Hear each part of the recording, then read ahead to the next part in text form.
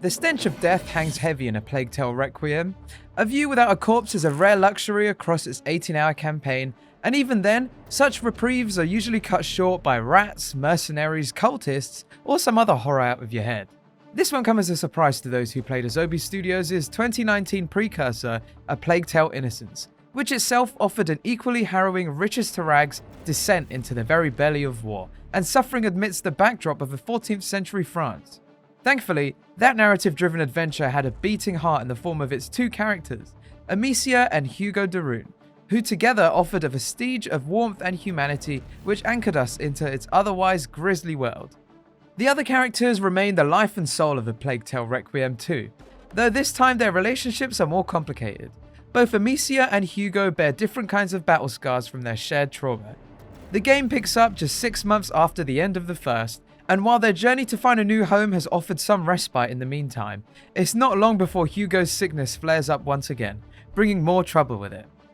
Their hunt for a mysterious island promising such a cure does at least maintain a snappy tempo, balancing Plague Tale's darker, bloodier scenes with pockets of gorgeously realized virtual tourism, in which Amicia and Hugo get to appreciate the sights and sounds of medieval France with childlike wonder. It's true that Hugo's wide-eyed mawkishness can sometimes come across as more annoying than endearing, partly as a victim of the cringiest lines in Requiem's so-so dialogue.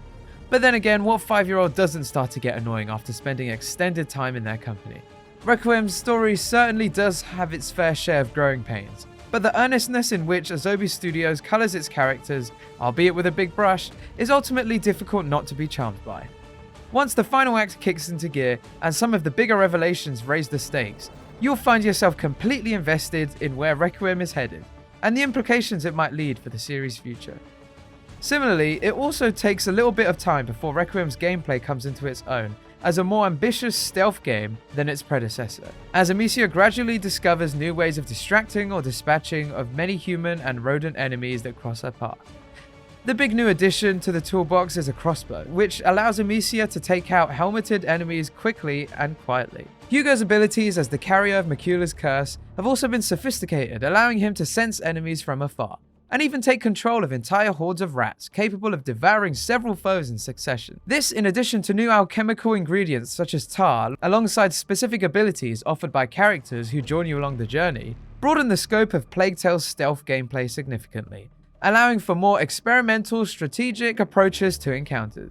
Requiem's stealth system presents a significant improvement over those found in Innocence, but this broadened scope also reveals the constraints of Requiem's AI and gameplay mechanics, which aren't quite as smooth or smart as you hoped for. These holdovers from the first game haven't quite caught up with the rest of the sequel's evolutions, and the result is that it's not always necessarily your fault if you get caught. While these moments don't occur frequently enough to completely ruin Requiem's encounters, their limitations remain one of the few things that continue to hold Plague Tale back as a truly exceptional stealth experience. With high-rise shantytowns built within crumbling Roman colosseums to drizzly coastlines hiding thieves' dens and rats' nests, France once again proves to be a winning setting for Asobi, which gets to show off its native country's beauty via the impressive power of its proprietary engine, all of which is complemented by Oliver de Riviere's striking score.